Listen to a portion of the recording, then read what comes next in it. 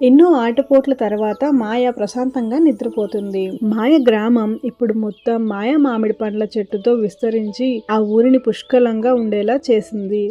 ఆ చెట్టుకు వచ్చే బంగారు మామిడి పండ్లు గ్రామ ప్రజల జీవితాల్లో వెలుగుని నింపాయి.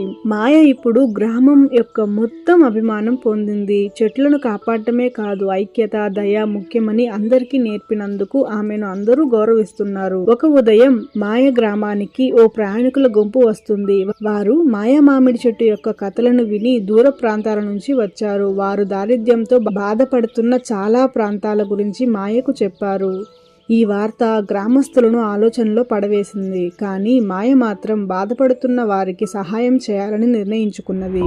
మొదట్లో గ్రామ ప్రజలందరూ మాయకు వ్యతిరేకిస్తారు.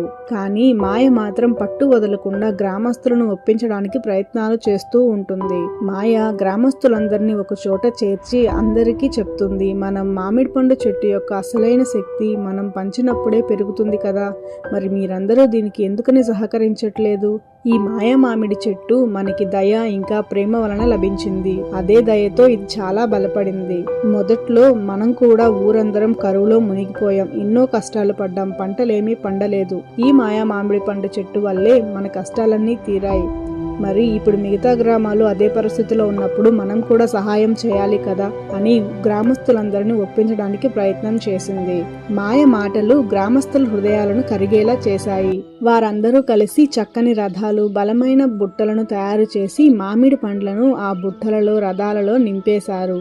ప్రతి పండు కూడా కరువుతో బాధపడుతూ అవసరం ఉన్న ప్రజలందరికీ పంపించారు. ఆ ఊరికి వచ్చిన ప్రయాణికులు గ్రామస్తుల ఐక్యత మరియు మాయా నాయకత్వాన్ని చూసి ఆశ్చర్యపోయారు. మాయ మామిడి పండ్లు ఆ దూర ప్రాంతాలకు చేరిన వెంటనే వారి గ్రామంలో కరువు మొత్తం మాయమైపోయింది. మాయ మామిడి పండు యొక్క బంగారు వెలుగు వారి ఆకలి తీర్చింది. ఆ పండ్లు ప్రజలలో ఐక్యత పాఠాన్ని నేర్పించింది. చివరిలో మాయా మామిడి చెట్టు మరింత ప్రకాశంగా నిలిచింది. దూర ప్రాంతాల ప్రజలకి చెట్టు వెలుగు కనపడుతుంది. మాయ మరియు గ్రామస్తులు చెట్టు కింద కూర్చుని నక్షత్రాలను, ఆకాశాన్ని చూస్తూ గర్వంగా ఆలోచిస్తున్నారు. వారు తీసుకున్న ఈ అడుగు వల్ల కరువుతో బాధపడుతున్న ప్రజలందరి ఆకలి తీరిందని వారు ఎంతో సంతోషించారు.